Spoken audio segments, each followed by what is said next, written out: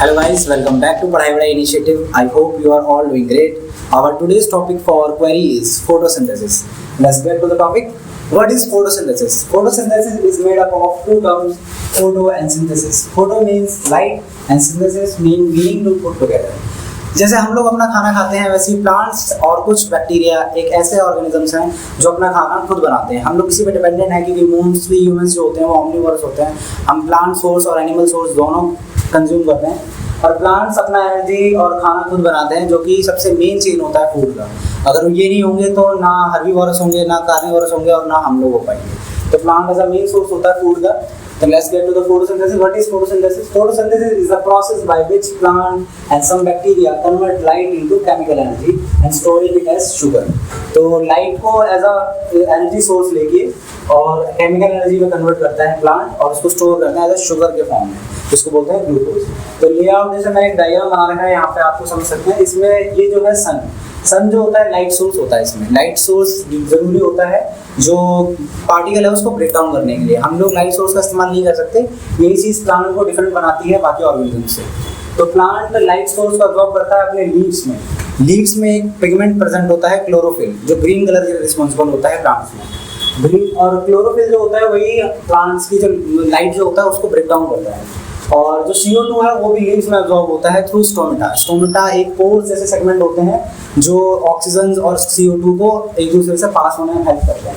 तो CO2 जो plant होता है वो एनवायरनमेंट से ले लेता है स्टोमेटा के थ्रू, और जो ऑक्सीजन है वो एज अ बाय प्रोडक्ट निकल जाती है बाहर, जो फोटोसिंथेसिस का बहुत ज़्यादा एक इम्पॉर्टेंट वो भी है की एक्सेप्ट, क्योंकि हमें ऑक्सीजन चाहिए होती है सर्वाइवल के लिए।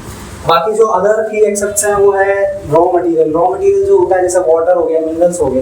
तो वो जो प्लांट है वो अपनी रूट से लेता है। सॉइल में प्रेजेंट होते हैं मिनरल्स, अलग अलग तरह के सल्फर और फॉस्फोरस जैसे, और वाटर जो होता है वो रूट से अब्सॉर्ब होता है प्लांट्स में। तो बाकी जो बेसिक इक्वेशन होती है फोटोसिंथेसिस की वो होती है CO2 प्लस वाटर, जो देता है हमें C6H12O6 जो है ग्लूकोज, और oxygen as a byproduct. ये है ग्लूकोज और ऑक्सीजन जो है वो रिलीज हो जाती है स्टोमेटा के थ्रू एनवायरनमेंट में, जो बाय प्रोडक्ट होती है फोटोसिंथेसिस का।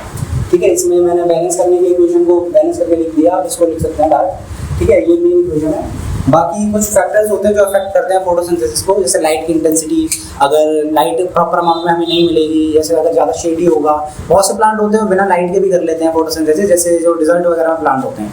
अगर डिजर्ट में प्लांट का स्टोमेटा खुला रहेगा तो उसकी जो ज़्यादा मतलब जो वाटर रिटेंशन की क्वालिटी है ना वो खराब हो जाएगी। तो इसलिए वो जो प्लांट्स है वो रात में अपना फोटोसिंथेसिस परफॉर्म करते हैं। तो वो दिन में सिर्फ एनर्जी स्टोर करके रख लेते हैं अपने लीव्स में, और जब रात होती है तब अपना स्टोमेटा के पोर्स खोल देते हैं, जिससे मतलब रात में जो CO2 होती है वो अंदर जाती है और फिर ऑक्सीजन बाहर निकलती है। ठीक है, और बाकी कुछ और फैक्टर्स होते हैं जैसे बाय प्रोडक्ट तो नहीं होगा, रॉ मटेरियल जैसे रॉ मटेरियल होगा, वाटर सोर्स जैसे कहीं वाटर की कमी है, मिनरल्स कम है अगर सॉइल में, तो प्लांट ग्रो ही नहीं कर पाएगा अच्छे से। तो इसलिए वो भी बहुत ज़्यादा ज़रूरी होते हैं प्लांट में फोटोसिंथेसिस करने के लिए। बाकी आगे आपको अगर डिटेल लेक्चर चाहिए इसका तो आप मेरे से मदद कर सकते हैं। बाकी thank you all, bye bye.